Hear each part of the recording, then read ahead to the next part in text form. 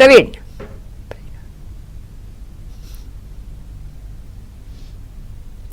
MLC కవిత ఇంటిపై ED దాడులతో BRS పార్టీలో కలకలం రేగింది. కేసీఆర్ తో కేటీఆర్, హరీష్ రావు, సంతోష్ సమావేశమయ్యారు.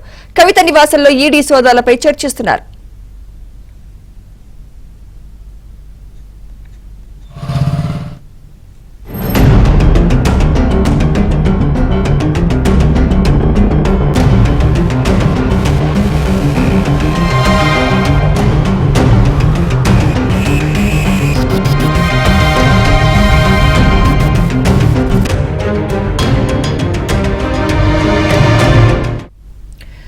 ఎమ్మెల్సీ కవిత ఇంటిపై ఈడీ దాడులతో బీఆర్ఎస్ పార్టీలో కలకలం రేగింది. కేసీఆర్ తో కేటీఆర్, హరీష్ రావు, సంతోష్ సమావేశమయ్యారు. కవిత నివాసంలో ఈడీ సోదాలపై చర్చిస్తున్నారు. ఇదే అంశంపై మరింత సమాచారం మా ప్రతినిధి నర్సింగ్రావు అందిస్తారు. నర్సింగ్రావు. సుమిత్ర, ఈరోజు మధ్యాహ్నం నుంచి కవిత ఇంటిపై ఈడీ సోదాలు జరుపుతున్నటువంటి నేపథ్యంలో ఒక్కసారిగా ఇది బీఆర్ఎస్ పార్టీలో కలకలం రేపుతా ఉంది. చాలా రోజుల తర్వాత ఈరోజు నిజానికి కోర్టులో విచారణ ఉండగా కోర్టు ఈ నెల 19 వరకు వాయిదా వేసింది. సో ఆ వాయిదా వేసినటువంటి మరుక్షణమే వచ్చి ఈడీ అధికారులు ఇంట్లో విచారణ చేయడం పట్ల బీఆర్ఎస్ పార్టీలో ఒక రకమైనటువంటి ఒక ఆందోళన అయితే కనిపిస్తూ ఉంది. ఒకవైపు ఇప్పటికే పార్లమెంటు ఎన్నికలకు సంబంధించి పార్టీలన్నీ కూడా ఫోకస్ చేశాయి, దూకుడును పెంచాయి. అటు భారతీయ జనతా పార్టీ దూకుడుగా ముందుకు వెళ్తా ఉంది, మరొక వైపు ఇటు కాంగ్రెస్ పార్టీ కూడా దూకుడుగా ముందుకు వెళ్తా ఉంది. ఇప్పటికే బీఆర్ఎస్ పార్టీ అధినేత కేసీఆర్ కూడా పార్లమెంటరీ నియోజకవర్గాల వారీగా సమావేశాలను నిర్వహిస్తూ ఉన్నారు. ఇప్పటికే 11 పార్లమెంటరీ నియోజకవర్గాలకు సంబంధించినటువంటి అభ్యర్థుల్ని కూడా ప్రకటించారు. సో కరీంనగర్లో కథనబేరి సభతో ఆయన ఎన్నికల ప్రచార శంఖారావాన్ని కూడా పూరించారు. సో ఇలాంటి పరిస్థితుల్లో ఎన్నికలకు సమాయత్తం అవుతున్నటువంటి ఈ సమయంలో ఇప్పుడు ఈ వ్యవహారము బీఆర్ఎస్ పార్టీలోనైతే ఆందోళన కలిగిస్తూ ఉంది. అసలు ఈ వ్యవహారం ఎటువైపు మలుపు తిప్పుతుంది, దీని ప్రభావం ఎన్నికల్లో ఏ విధంగా ఉండబోతుంది అనేటువంటి ఒక చర్చ అయితే బీఆర్ఎస్ పార్టీ శ్రేణుల్లో విస్తృతంగా జరుగుతూ ఉంది. అయితే విషయం తెలుసుకున్న వెంటనే బీఆర్ఎస్ పార్టీకి సంబంధించినటువంటి ముఖ్య నేతలు, అగ్రనేతలు కేసీఆర్ నివాసంలో సమావేశమయ్యారు. కేసీఆర్ నివాసం నందినగర్ నివాసానికి హుటాహుటిన మాజీ మంత్రి కేసీఆర్ అల్లుడు హరీష్ రావు, అదేవిధంగా కేటీఆర్, వేముల ప్రశాంత్ రెడ్డి, సంతోష్ కుమార్ వీరంతా కూడా హుటాహుటిన కేసీఆర్ పిలుపు నేపథ్యంలో ఇంటికి వెళ్లారు. కేసీఆర్తో సమావేశమయ్యారు. సో ఇప్పటికే కేసు విచారణలో ఉండగా ఇంకా తీర్పు కూడా ఏమీ రాకుండగా, అంటే ఈడీ ఇప్పటికే ఒక మారు ఢిల్లీలో విచారణ చేసింది.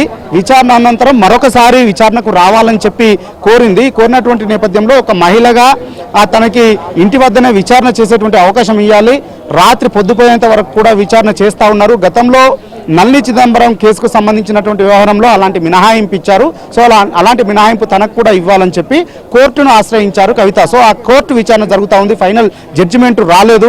ఈ రోజు కోర్టులో విచారణ ఉండగా మళ్ళీ 19వ తేదీకి వాయిదా పడింది. సో ఇంకా ఆ కోర్టు తీర్పు వచ్చేంత వరకు కూడా తాము కవితను అరెస్ట్ చేయము, ఫర్దర్గా ముందుకు వెళ్ళమనేటువంటి ఒక హామీని కూడా కోర్టులో అధికారులు చెప్పారు, ఈడీ అధికారులు చెప్పారు. సో అలా చెప్పినటువంటి అధికారులు మళ్ళీ ఈరోజు విచారణకు రావడము, ఇంటికే స్వయంగా వచ్చినటువంటి నేపథ్యంలో ఇది ఏ టర్న్ తీసుకోబోతుంది, దీని వెనుక పొలిటికల్ యాంగిల్ ఏదైనా ఉందా అనేటువంటి ఒక చర్చ కూడా జరుగుతూ ఉంది. అయితే దీనిపైన కేసీఆర్ ముఖ్య నేతలతో చర్చిస్తూ లీగల్గా ఏ విధంగా ముందుకు వెళ్ళాలి అనేటువంటి దానిపైన న్యాయ నిపుణులతో సంప్రదింపులు చేస్తూ ఉన్నారు. సో వీళ్ళు విచారణ వరకే పరిమితం అవుతున్నారా, ఇంకా పరిమితం అవుతారా ఈడీ అధికారులు, లేదంటే ఇంకా ఫర్దర్గా స్టెప్ వేస్తారా, వీళ్ళు అరెస్ట్ చేస్తారా? సో ఆ అరెస్ట్ వరకు కూడా పరిణామాలు వెళ్తే ఏ విధమైనటువంటి నష్టం బీఆర్ఎస్ పార్టీకి జరుగుతుంది అనేటువంటి దానిపైన కూలంకషంగా ఈ సమావేశంలో చర్చిస్తున్నట్లే తెలుస్తూ ఉంది. దీనిపైన న్యాయ నిపుణులతో కూడా సంప్రదింపులు చేస్తూ ఉన్నారు. న్యాయ నిపుణులు చెప్తున్నటువంటి దాని ప్రకారం అయితే సో కోర్టులో ఈ వ్యవహారం ఉన్నటువంటి నేపథ్యంలో అరెస్ట్ వరకు అయితే వెళ్లరు, కేవలం స్టేట్మెంట్ను మాత్రమే రికార్డు చేసుకునేటువంటి అవకాశం ఉంది. ఒకవేళ అరెస్ట్ చేస్తే కనుక అది కంటెంప్ట్ ఆఫ్ కోర్టు అవుతుంది, కాబట్టి అరెస్ట్ చేసేటువంటి అవకాశాలు ఉండకపోవచ్చు అనేటువంటి అభిప్రాయాన్ని అయితే న్యాయ నిపుణులు వ్యక్తం చేస్తూ ఉన్నారు. సో గతంలో ఢిల్లీలో ఈడీ విచారణ చేసినటువంటి సందర్భంలో కూడా హరీష్ రావు, కేటీఆర్ ఢిల్లీలో ఉండి ఆమెకు ఎప్పటికప్పుడు ఒక ధైర్యాన్ని ఇస్తూ న్యాయ నిపుణుల సహకారాన్ని ఎప్పటికప్పుడు అందించేటువంటి ప్రయత్నం చేశారు. సో ఇప్పుడు ఎన్నికలకు ఒకవైపు ప్రిపేర్ అవుతున్నటువంటి సమయంలో ఇప్పుడు ఈ వ్యవహారం ముందుకు రావడాన్ని ఏ విధంగా డీల్ చేయాలి, ఏ విధంగా ముందుకు వెళ్ళాలి, పొలిటికల్గా డ్యామేజ్ కాకుండా ఏ విధంగా చూసుకోవాలనేటువంటి దానిపైన కూడా వాళ్ళు చర్చిస్తున్నట్లుగా సమాచారము అందుతా ఉంది. గతంలో నిజానికి ఈ వ్యవహారము తెర మీదకి వచ్చినప్పుడే 2022లో ఈ ఢిల్లీ లిక్కర్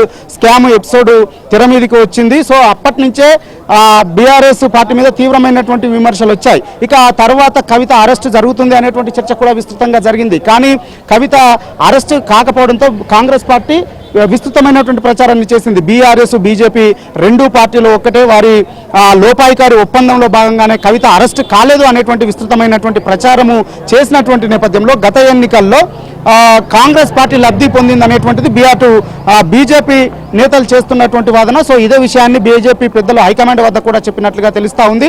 సో ఈ వ్యవహారంలో ఇది కొంత పొలిటికల్ గా కూడా బీఆర్ఎస్ పార్టీకి ఇబ్బందిగా మారేటువంటి అవకాశం ఉంటుంది అనేటువంటి అయితే చర్చ కూడా జరుగుతూ ఉంది. సో ఓవరాల్ గా మొత్తంగా ఈ ఎపిసోడ్ మీద ఆరా తీస్తా ఉన్నారు. ఈ సోదాల మీద కేసీఆర్ ఎప్పటికప్పుడు, అదేవిధంగా ముఖ్య నేతలు ఎప్పటికప్పుడు ఆరా తీస్తా ఉన్నారు. ఈ రోజు ఎప్పటి వరకు ఈ సోదాలు కొనసాగుతాయి, మళ్ళీ విచారణకు పిలుస్తారా, విచారణ చేస్తారా, ఈ రోజుతో కంప్లీట్ చేస్తారా, సో దీనిపైన ఏ విధమైనటువంటి లీగల్ గా ఏ విధంగా ముందుకు వెళ్ళాలి అనేటువంటి దానిపైన కులంకషంగా చర్చిస్తా ఉన్నారు. సో మొత్తానికైతే ఈ ఎపిసోడ్ ఇప్పుడు ప్రస్తుతము పొలిటికల్ గా కొంత ఆటగా మరగా బీఆర్ఎస్ పార్టీలోనైతే, బీఆర్ఎస్ పార్టీ శ్రేణుల్లోనైతే కొంత ఆందోళనని, టెన్షన్ అయితే పెంచుతా ఉందని చెప్పొచ్చు.